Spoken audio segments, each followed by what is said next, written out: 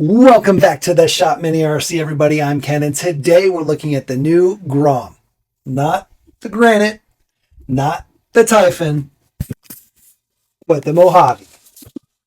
Boom.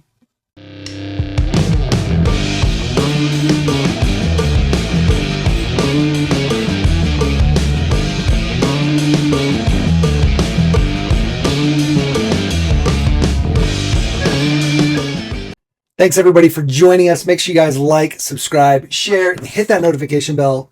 If you like this video, be sure to share it with people that are interested in this same truck, or these guys, or whatever. They just like RCs in general. We're going to dive into the new Mojave. I don't know why they called this the Mojave and not the Sentin. I'm not totally sure the difference. We have a Sentin. We have a 3S Sentin, and we love that. But what's the difference between the Mojave and the Sentin other than, I guess, higher performing parts in the Mojave? Maybe that's why they went with Mojave here. I don't know. Tell me down in the comments below, guys. What's the biggest difference other than just battery size, obviously, because the Mojave's got like a 6S or something crazy. Anyway, this little guy is a 2S'er. Let's dive in, though. We're going to open it up. I'll show you the box. Boom. Got a little tag here. What is this? It's a price tag. It's supposed to be a price tag. Definitely check out the price on these guys. We'll put a link down in the description below so you can find one if you don't have one at your local hobby store. We always say support the local hobby stores if you can. If you need to order, though, definitely use our links because we appreciate it. They are affiliate links on a lot of them. They don't cost you anything, but they help support the channel. So that's huge. This guy, we got the red one, guys. We got the red one. We're going to go ahead and open this thing up. We'll get it on the bench.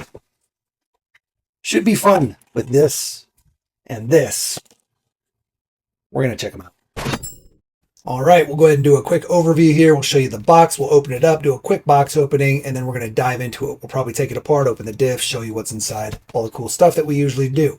All right, so here's the front. Again, it's offered in two colors, the red and the blue. Here's some of the quick bullet points. Hex hardware, four-wheel drive transmission, quick release body, which seems really cool, by the way. 25mm cooling fan and motor heatsink, waterproof, lipo ready 2-in-1 25 amp ESC and receiver combo. This guy here.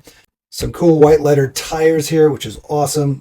These tires are supposed to be pretty good. Oil filled shocks, impact absorbing front and rear bumpers. Hex hardware, I already mentioned that. And then the servo has metal gears, and these have the V2 diffs. So they're going to be metal gear diffs for the main gears. We'll open those up and show you. Here's some of what's on the side. There's your Spectrum remote. It's a 380 mega 28 turn brushed motor. A little hex wrench included. The IC2 connectors, which is the smart battery guy here. Comes with a little USB charger. All that good stuff. 2-year limited warranty. There's some beauty shots. There's the two colors. We got the red on this guy. We might get a second blue one. And that's it. Let's go ahead and open her up. Yeah, buddy. So here's everything in the box. The truck, obviously. Comes with some batteries, so it's a true ready to run. Some preload clips for the shocks. Our little hex wrench tool. Obviously our transmitter. Our USB charger. Little support and showcase QR codes for the website. You can scan those if you want to check it out. Cool little tag. And then the manual. So everything we need to literally buy it and run. You can buy this thing at your local hobby store, go to a dirt track somewhere or a parking lot or a baseball diamond and run it. I recommend charging up the battery a little. It's probably in storage charge. Go ahead and get in there in just a second and I'll show you. But we're gonna battery this guy up right now. All right, we're all batteried up. There we go. Again, the SLT2 transmitter is what it comes with. It's got the 50, 75, 100 kind of throttle dual rate settings or limiter. We also have the steering reverse if you want to reverse your steering. We have your steering dual rate. Crank that guy all the way up and your steering trim, steering and throttle. Okay. Now this guy has got a really cool clipless, easy to use body mounting system. Like it's absolutely nuts. Simple as that. Clips right on, push the two buttons, clips right off. You can see right here kind of how it functions. Okay. Kind of like the Mini Z's, actually. Kyosho Mini Z 4x4s use a very similar system. But yeah, that's freaking easy. Just pops on, no problem. It's not coming off. So freaking awesome. I feel like each Grom's body clips has gotten better and better. If you look at the Typhon, the front clip here, boom, and it slides in and out. Just basically slide the back in and then clip down. Pretty slick little setup there. You do have to align it. Then it clips right in just great. And then the Grom Granite, it's got two little buttons in the back, or little tabs, and you can push down on those, and this guy will lift right out. Little less convenient than the other guy. There we go. It's the same concept, but definitely easier when these are on the body. This guy just slides in and then flips down. So not too bad. Just for some reason getting them off. I don't get it. You do one side then the other. Maybe that's easier. Yeah. Same concept though.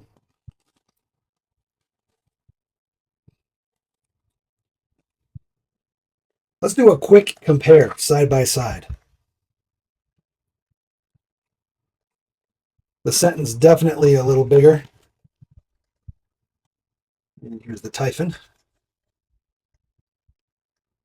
So the Sentin's a little longer than both the Typhon and the Granite. Granite's the smallest. Then we have the Typhon. Then we have the Sentin. The wheelbase, the track width, though, is a lot more narrow on the Sentin. So looky there. A lot more narrow on the Sentin. And then on the Typhon, a lot more narrow. So that means you're going to have different A-arms, and you're going to have different drive shafts or axle shafts between the two or three different trucks. Now, these trucks are going to share a lot of parts, though. As far as I understand it, they share the same diffs, same motor, same ESC, all that kind of stuff, same driveline. Obviously, a longer chassis is going to require a longer center shaft, but servo, a lot of the small parts that aren't determining the length or width of the vehicle are going to be the same. I believe shock lengths are going to be a little different. Let me go ahead and look here at the Typhon. We're right around, it's like 55 millimeters, 56 millimeters. Yeah, basically 56 and a half. And on this guy, we're the same, 56 and a half. So shocks are the same. That's cool. What about the Granite? Yeah, same on the Granite. 56 and a half, basically. It might actually be 57 for these guys. 57. They're probably actually 57. Now that I line it up a little better. Yeah, we'll call it 57. So they're all 57 millimeter shocks, so that's nice. You can buy upgrade shocks. It applies to all the different trucks. Obviously, the battery and battery connectors are going to be the same. Definitely dig the bumper absorbers here, kind of impact absorbers. So that should be good. Again, Arrma's known for having just durable bashers, so this truck's gonna be durable as hell, I'm sure. The body looks pretty dang good. I like that there's inner fenders here. So that's going to help keep dirt and mud and grass and all that junk out of the inside here. We're still going to get in there, I'm sure. But I bet you that is pretty well sealed off in there. So definitely nice there. You will have to consider if you upgrade the ESC and the motor and all that, make sure you've got space in here, but you should have plenty. It looks like when we collapse down on there, I can see, you probably can't see in there very well, but down in there, you've got quite a bit of space between the body and your motor. So you should be good to put a larger motor in, larger heat sink, things of that nature. Even your battery, got a little bit extra room there. And length, you can see they've got this foam kind of block. If you really wanted to pull that out, you could get yourself a little bit longer battery. You've even got extra space in here. So you can get a larger battery if you wanted to. We kind of always like the smaller batteries, but it's a balance between weight savings and time, right? You want a decent amount of runtime, you need a bigger battery. But if you want to save weight and have a good balance, you kind of got to go with a lighter battery, smaller battery with less runtime. Really digging these tires with the white walls. Very cool. Let's power this guy up.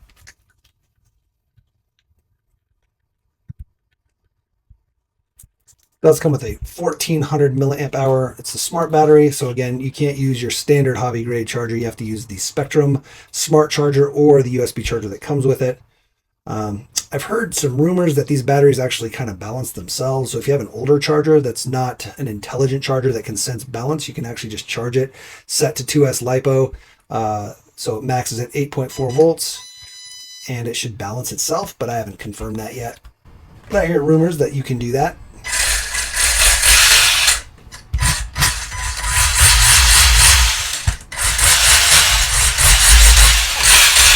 Oh, this thing is going to be a blast.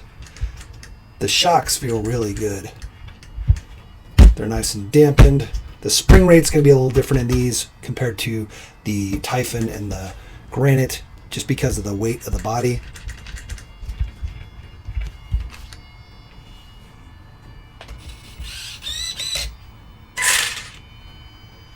Our little fan in here, keeping our motor and our ESC cool, sucking air through. I dig that. Definitely a slick little platform for sure. All right, so that's the basic overview. I can hit the bullet points here real quick for you guys. Again, they're calling it, it's funny, if you look on the website, it just says scale, small. I think they're slowly learning that putting scale on things isn't always the best idea, because scale is a direct reference to the one-to-one and how much smaller it is. And when they're trying to use the same platform for multiple trucks, the scale is hugely, very different, right? So even though they're the same platform and they're kind of similar in size, right? Like when you look at the actual chassis and the, it's a little longer, right? But it's not like crazy difference in size.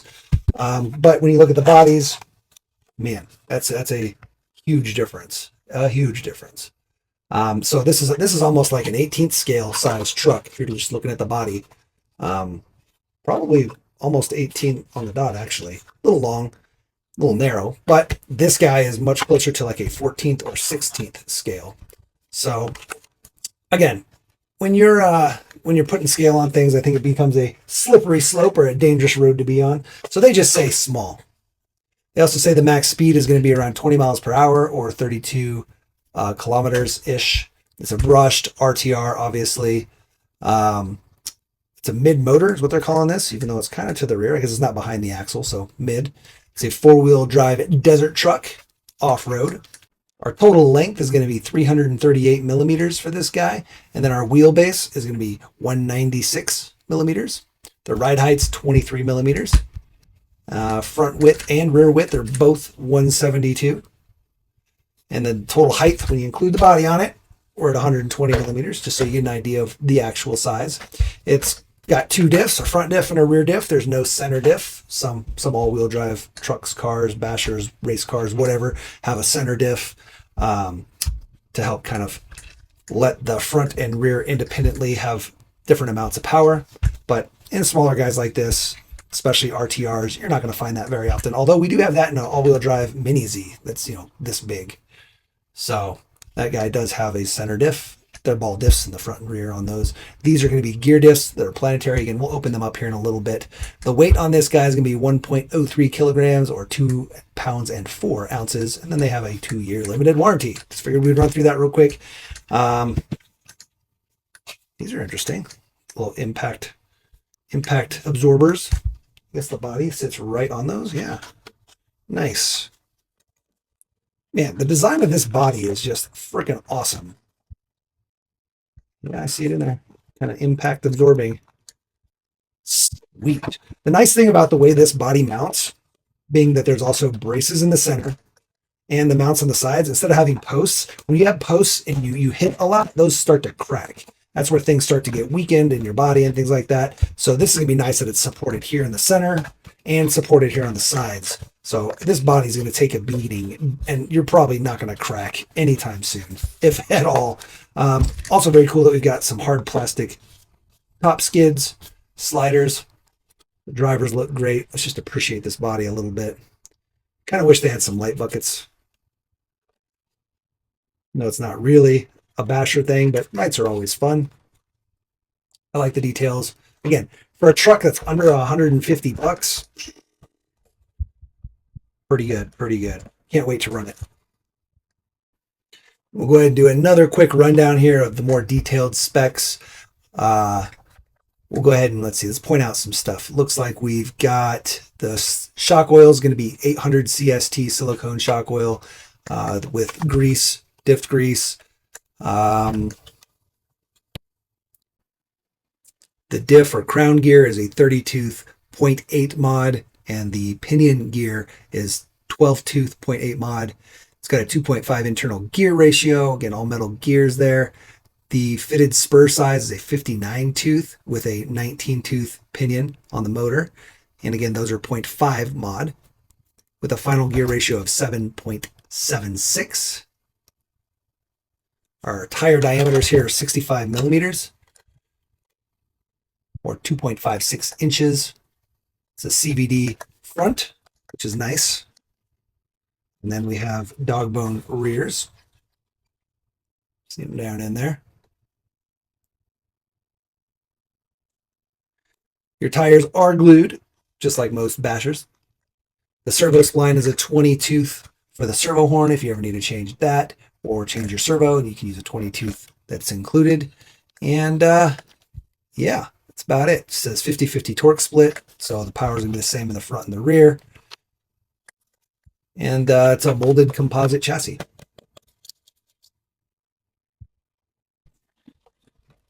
Now, if we dive into the electronics one more time, make sure we cover all of our bases. Here's our little Spectrum 2-in-1 2S LiPo. Again, the motor is a 380 28T. Servo is obviously a Spectrum servo as well. It's the SX110. The electronics are all waterproofed, so that's super nice if you're going to go bash it through some water. Definitely cool. Alrighty, I guess it's time to start diving into this guy. So we'll go ahead and pull off the rear tire here. Uses a 7mm box or nut driver. Pull this guy off, show you what's going on in here. Our hexes are 12mm hexes. You should be able to pull this out fairly easily.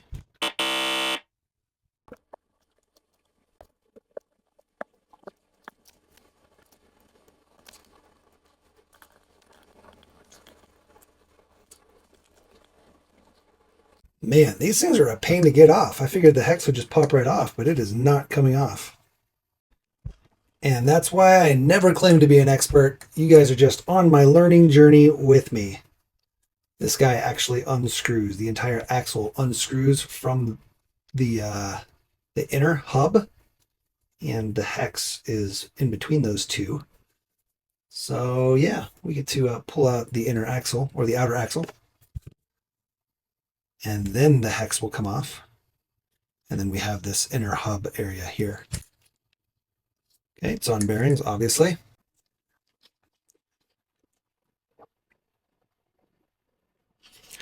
I'm going to go ahead and pull off a shock, and we'll open up the shock.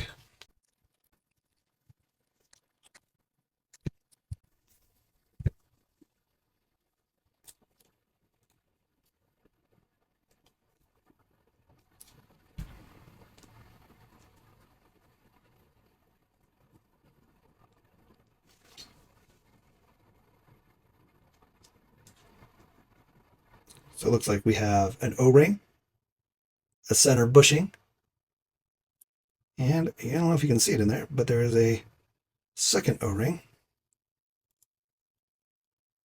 No, it's not going to come out, of course.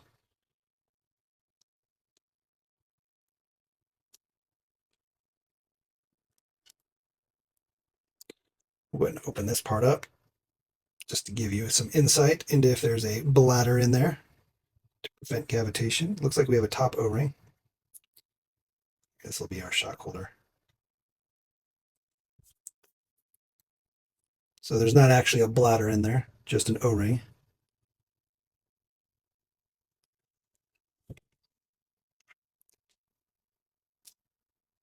And then we have a C-clip and the shaft with the pass-through valves. Okay, I'm not going to take that apart too much because I don't want to have to re-oil it, but figured I would show you a little bit of what's in there. So again, it's going to be O-ring, spacer, O-ring. That's going to hopefully help the shocks stay smooth and we won't have any leaking. And they feel good, so that's why I don't really want to mess with them too much. Actually, put this guy on. Shock retainer, or spring retainer, and then our lower spring retainer.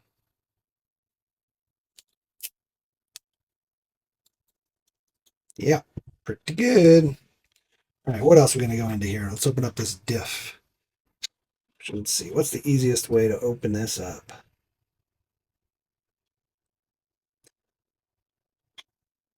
Oh, I dig that. They give us little slots so that we can pull off the rear here. That's good. And this should get our rear bulkhead apart and the kingpins through the A-arms.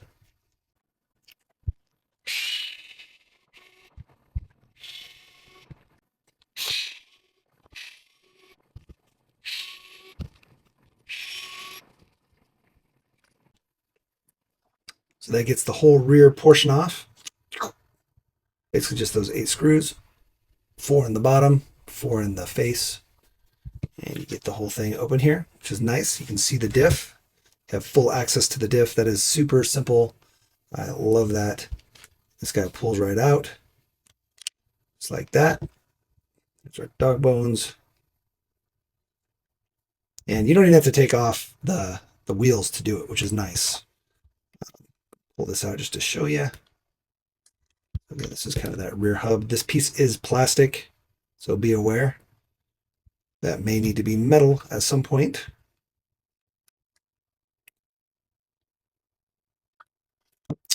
But yeah, nice and greased up in there. Could use maybe a little more grease, especially on something that's going to be in the dirt a lot, but should be good. These cups are also plastic, so just keep that in mind. We're going to open this guy up and see if we have metal planetary gears in there. I believe they are going to be also plastic though, but we'll see.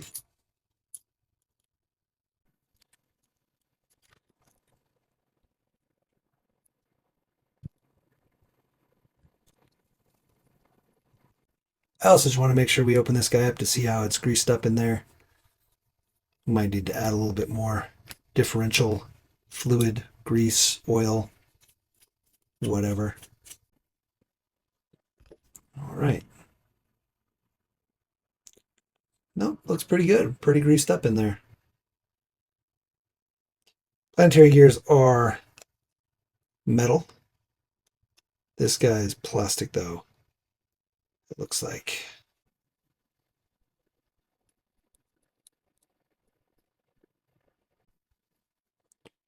So let's see, I'll go ahead and take this one off as well. Ugh. Kind of tough now that I opened it.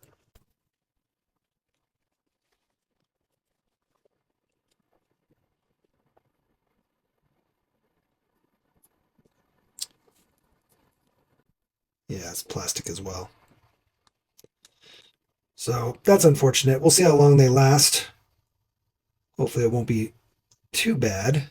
It's interesting they chose to do plastic on these main gears. But that's just something to keep an eye on for sure. These cups are pretty beefy though, so it's probably okay that those are plastic. You kind of want to have a weak point somewhere in the driveline, just for when things get beat up, broken. It's easy to replace. I feel like I'd want this gear to still be metal. Leave these cups plastic. They're pretty easy to pop out and replace. If something were to, break, that's not a bad thing to break there, either on the inside or the outside here. Probably not a huge deal, because otherwise you might start bending and breaking stuff that's much more expensive and much harder to replace. So kind of okay with that.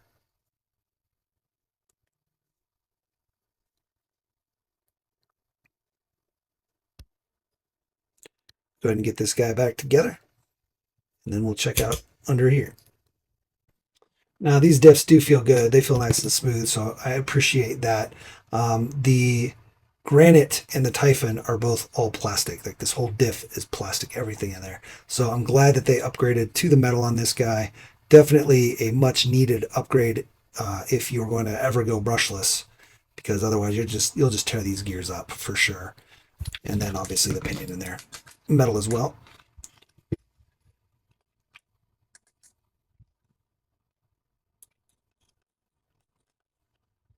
I'm going to add a little bit of grease in there, just because after we handled it, a lot of the grease ended up on our hands and paper towel. So,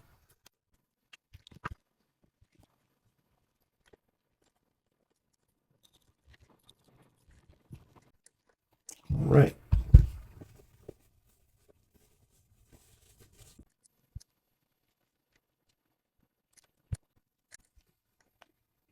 I really love how easy this thing goes together and comes apart for maintenance. Super simple. You don't have to pull all of this apart if you need to just get to the diff, which is freaking awesome. Same with changing out your A-arms. Pretty easy, just the 8 screws. And then you can pull out your kingpins and your A-arms and whatnot to drop these guys out and replace them, which is, again, very awesome. I love simple design for sure. Boom, just like that. Get our screws back in, then we'll open up over here. Now, I do want to remind you, especially if you're using any kind of power tool, this is plastic. You're going plastic into plastic. So hold your driver loose. That way when you end up getting in there, it kind of spins in your hand, and then you can tighten the rest by hand. That way you don't strip anything out, because you can easily strip stuff out. Again, plastic into plastic. If you're going into metal, you'd probably use some Loctite, but you don't need that with plastic. The plastic generally holds the screws in fairly well, so there's no issues there. Kind of wish these holes here were big enough to let the screw head through. That's annoying. So you actually have to kind of get the screw set, and then you can put your screwdriver through the hole. But oh, see, even then, ugh. Especially being as small as these things are, I guess we'll just use some pliers. We can drop our screw into the hole, and then we're good to go. Just would have been a little more convenient to have those holes be just a tad bigger. Actually, this one's not so bad because the tire's off.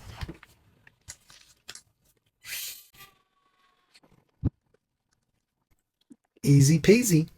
One thing that I do wish they had done in the design of this was giving us a couple shock mounting options, like even just bring it out here just a little bit, giving us the ability to angle our shocks just a little differently. I guess it does give us room for aftermarket upgrades and whatnot, if you know, to change your shock towers or your lower A-arms, but even just having a second hole here to be able to mount your shock in there. The mini Bs and mini Ts and stuff from Losi have multiple shock mounting positions. Show you right now so you can see here. On the rear, you have 2 spots to mount your shocks. On the front, you also have 2 spots where you can mount, one there and one there. And then even on the A-arms, you can mount here or here, depending on, you know, how you want to do it. So I kind of wish they had done that there. That way you can just kind of adjust your different angles and whatnot. Plus it gives people the ability to tinker. And I love getting new people into the hobby and them saying, oh, you know, I can just adjust my shock, getting them to break out their screwdriver and making that minor adjustment, you know, that kind of stuff kind of helps people get past the barrier of working on their own cars. Because I think a lot of times people are scared to kind of work on their own stuff, especially newer people. And so, again, just kind of giving them things they can do to tweak the truck or the ready to run without having to buy parts, I think is always a good thing. And manufacturers should always try to include options like that for new people, just to kind of get them comfortable again with tinkering with the car. All right, let's go ahead and open up. I guess we can open up here, or maybe we'll open up the whole thing. I don't know. Let's see. So we went ahead and loosened up these 5 screws, this one, and these 4, so 10 screws total. Then you're able to kind of pop this guy up off of here just a little bit. Get this guy out. Don't don't lose any screws. Your whole center brace will come right out. Set that guy right there. And now you can see what's going on in here. Okay, so all metal here, which is nice. Metal center shaft, obviously. It's a hexed shaft. Got bearings in there. Right there and there. And metal pinion. All that good stuff. I kind of wish our motor mount plate here had a couple options in as far as meshing in case we wanted to change over our pinion to a different pinion. We're gonna have to drill new holes in our motor mount. I'm curious, does this just pull right out? Yeah, this guy just pulls right out. So you probably can buy a different motor mount. Looks like these are labeled 5919, 4929. So that's going to be your spur and pinion if you want to change that out. But again, you'll have to custom drill new holes if you want to have any sort of adjustment with your meshing there, or just adjusting on your motor mount somehow, whether it's new holes or something. Looks like our little heat sink is just kind of pressed on. Does this whole center shaft pop out? Let's see here. Looks like the whole center shaft might actually just lift right out. So that's good in case you ever bend it. It's an easy change, just 10 screws. And I love the simplicity and the design on this guy so far. There you go. Simple as that. These are probably pressed on, that's my guess. Maybe. Maybe the O-rings are what's holding them on. There we go. Oh, there we go. Some pins. So there's like actual shaft pins. You push those out and then you can pull your pinion off. Very slick design there. I can appreciate that for sure. Awesome. There's our steering while we're all opened up in there. Kind of see what's going on there. Looks like we don't really have a servo saver at all. There's just a lot of different linkages in there. Again, this is going to be kind of have a little bit of play in there because we're not, the pins aren't captured by the center brace here. Usually the pins are captured, so it kind of gets some of the slop out of there, but this is all plastic.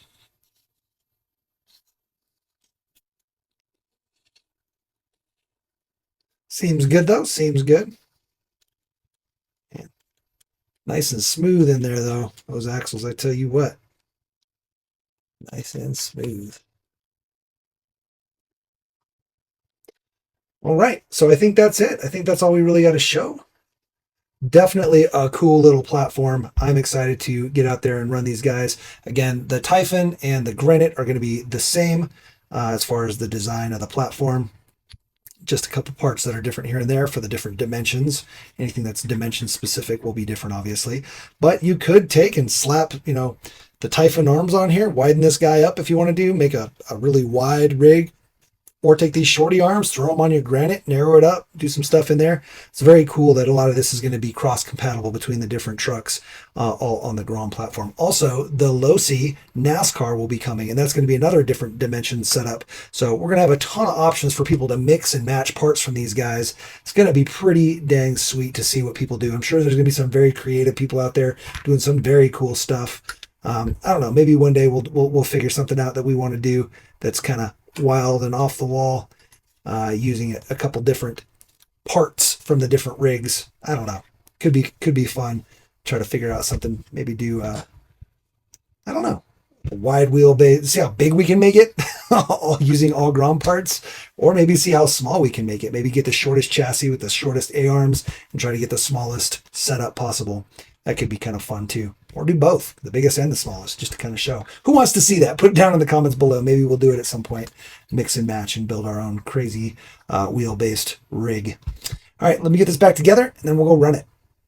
Just make sure when you're putting this guy back in there that your wires are clear. You're not like pinching your wires into the brace or getting stuck in there. Also make sure your pins on your front, those steering pins that I mentioned, are going into the slots, and then it should just push right on, nice and snug, no problem.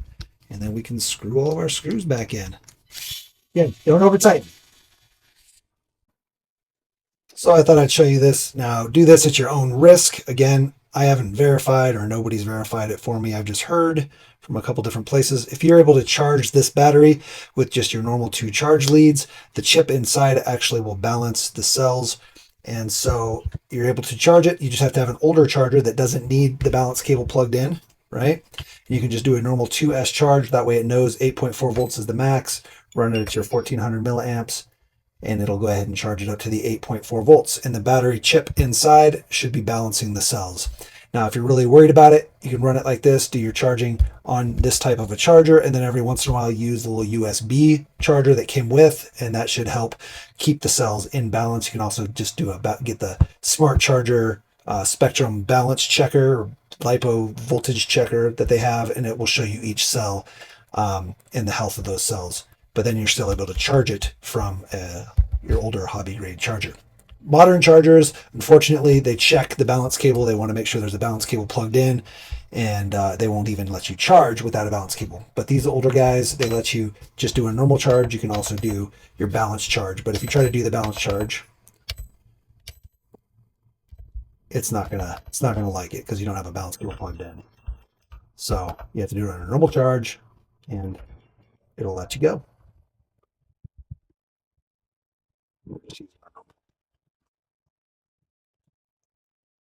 EC3 and then down to their little IC2. Is that what this is? Yeah, IC2. All right, get charged up, and then we're going to go run.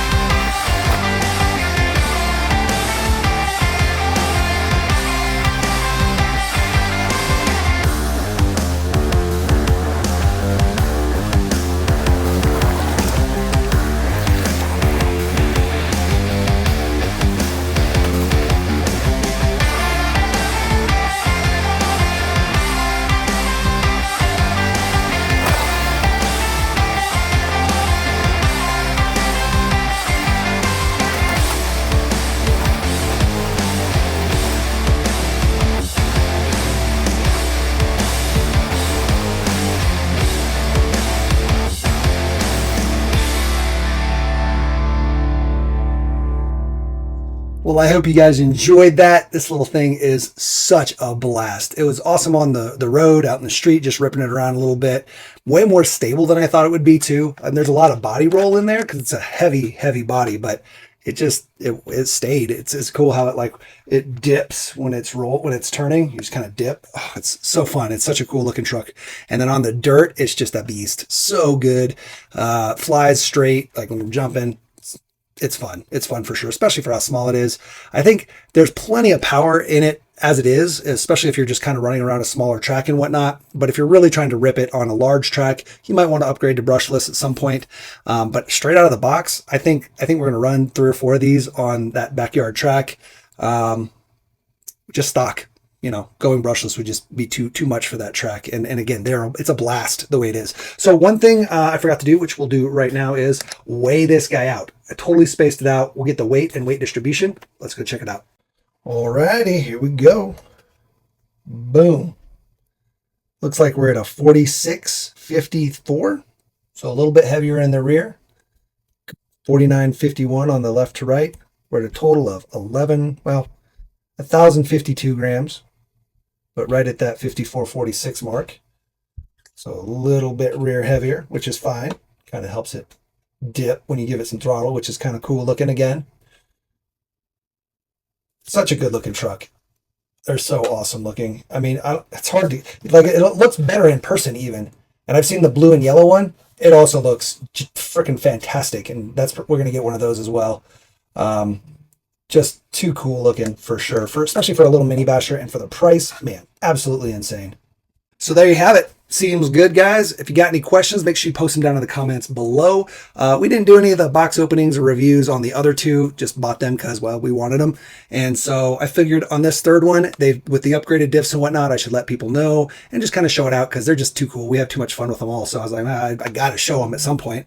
So definitely appreciate you watching this video. I'd appreciate any questions that you might have or comments, putting them down below. Why don't you go ahead and put that suspension though, because, well, it's just fun to watch this guy work.